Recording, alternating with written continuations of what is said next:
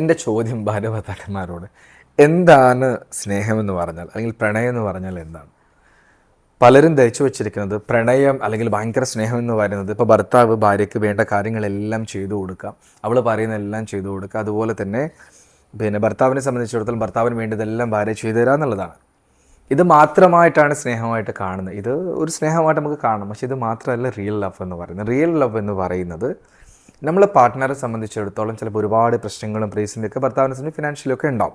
അപ്പോൾ ആളുടെ ഭാഗത്ത് നിന്ന് ചിലപ്പോൾ നമുക്ക് ചെയ്തു തരാൻ പറ്റാത്ത പല കാര്യങ്ങളുണ്ടാവും. അവിടെ നമ്മൾ സാക്രിഫൈസ് ചെയ്തിട്ട് അതൊരു പ്രശ്നമല്ലാത്ത രീതിയിൽ നമ്മൾ ഹാൻഡിൽ ചെയ്തിട്ട് അതൊരു ഒരു പരിഭവം ഇല്ലാത്ത രീതിയിൽ വളരെ മാന്യമായിട്ട് ആളോട് പെരുമാറുക എന്നുള്ളത് ഇറ്റ് ഈസ് കോൾഡ്, അല്ലെങ്കിൽ ദിസ് ഈസ് കോൾഡ് ലവ്. ഇതാണ് സ്നേഹം എന്ന് പറയുന്നത്. അതുപോലെ ഭാര്യനെ സംബന്ധിച്ച് ചിലപ്പോൾ ഒരുപാട് ലിമിറ്റേഷൻസ് ഉണ്ടാവും, പല കാര്യത്തിലും ഉണ്ടാവും. അപ്പോൾ അവിടെ ചിലപ്പം ചില ആൾക്കാരൊക്കെ ഒരുപാട് അസുഖങ്ങളുള്ള ആൾക്കാരും പല സിറ്റുവേഷനിലുള്ള ആൾക്കാരുണ്ട്.